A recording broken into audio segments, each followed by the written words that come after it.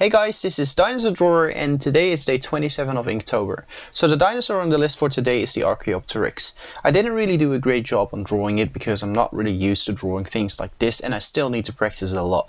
So before we're going to get into the video, it seems like a lot of you guys are not subscribed even though you do watch a lot of my videos. So if you really like my content and you don't want to miss a single video, please make sure to subscribe and hit the notification bell because you don't know how much it helps me out. So without further ado, let's get into the video.